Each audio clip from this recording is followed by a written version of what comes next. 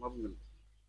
बे घटनाया जाहैदों माने आइ दैमानि आपार स्ट्रिमाव माने मोनसे मैदेरनि फालोआ दै बारनो नाजानायाव बिसिनि माने मासे फिसाया फेमेल काप बियो माने 1.5 माससोनि फेमेल काप बियो माने दैखौ बारनो हायाखिसै गोजावनानै फैनानै बे गोदानै लुफुंजानाय आइपुवालि ब्रिजआव नांथानानै थाफैदों।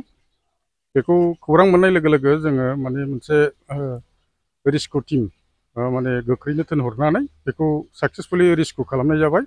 रेस्किउ खालामनानै दा रानिखाता रेन्जआव लाबोबाय आरो बेखौ माने ट्रिटमेन्ट होबाय थानाय जादों दा। बे जुनारखौ बुथारदों? बेखौ जोङो दा सानदों माने बिनि बिमानि फालोआ जुदि बेखौ जोङो लोगो मोनोबा बे बिमानोनो जोङो गथायफिननो सानदों। जुदि बे सम्भब जायाब्ला जोङो जोंनि रेस्किउ सेन्टार दङ मानासाव जोङो बेखौ माने लांगोन आरोखि लांनानै ट्रिटमेन्ट होनानै बेखौ फिसिनानै उनावहाय माने गोख्रों जायोबा हगारगोन आरोखि।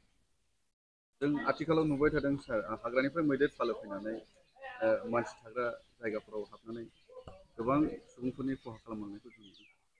बेनि गुबै जाहोनखौ मा होनना सानो? बे एलिफेन्ट हेबिटेटआ श्रिंकेज जालांबाय। बिनि थाखायनो माने बिसोरो गावसिनि थाग्रा आरो जाग्रा नागिरनानै बायजोआव स्ट्रे जायो आरोखि। दा बे एलिफेन्ट स्ट्रे जानानै हिउमेन सेटेलमेन्ट एरियायाव एलिफेन्ट डिप्रेडेसना जाफ्लायबाय थानाय मोनसे घटना जादों आथिखालाव।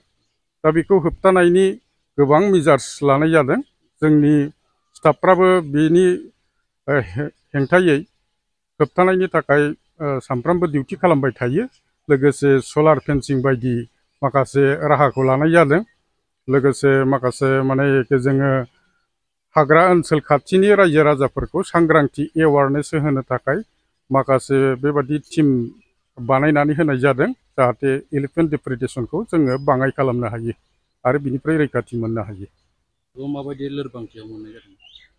दा दैजों गोजावनानै फैदोंब्लाबो बियो इसेबां माने लोरबां जायाखै।